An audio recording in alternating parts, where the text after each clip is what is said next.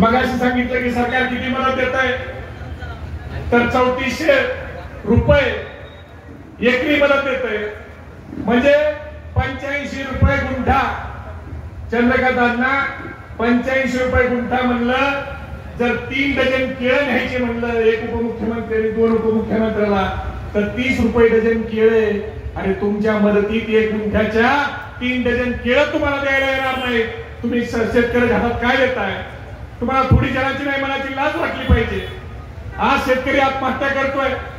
नांदेड मध्ये टोपे साहेब, एक शेतकऱ्याने त्याचं घर वाहून गेलं, शेत जमीन वाहून गेली, आणि आता मी कर्ज कसं फेडणार याच्यामुळे आत्महत्या केली.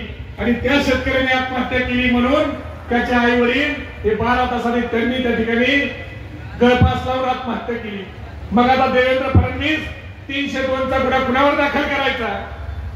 तुम्ही सांगत होते ओला दुष्काळ जाहीर करा. 1/10/2021 तुम्ही म्हणले ओला दुष्काळ जाहीर करा, आणि आता तुम्ही सांगताय ओला दुष्काळ जाहीर करायचा हा शब्दच नाही. मग तुम्ही 5 वर्ष मुख्यमंत्री असताना काही दाव्या केले का? तुम्हाला ओला दुष्काळ जाहीर करता येतो का नाही हे तुम्हाला माहित नव्हतं. पण फक्त जाती जातीमध्ये भांडणं लावायची, धर्माधर्मामध्ये भांडणं लावायची हा काम चालू आहे. शफीक शेखने मगाशी सांगितलं की एक आमदार टोपे साहेब नगर मधून येतो आणि सातत्यानं मुस्लिम समाजाच्या विरोधी बोलतो.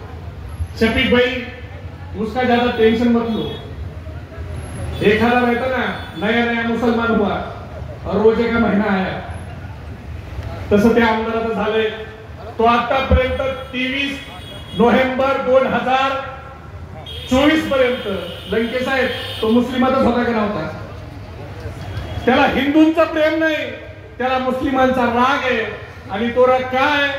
तर मुकुंदवाडीतल्या जे 3 प्रभाग आहेत तिथं जे काय साधारण 70 बूथ आहेत, त्या 70 बूथवर याला 0 मतं पडली आणि अभिषेक कळमकरला मतं पडली.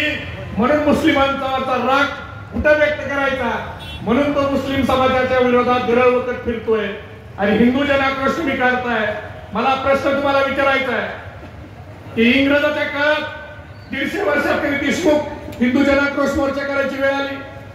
निजामाच्या काळात कधी हिंदू जनाक्रोश मोर्चा करायची वेळ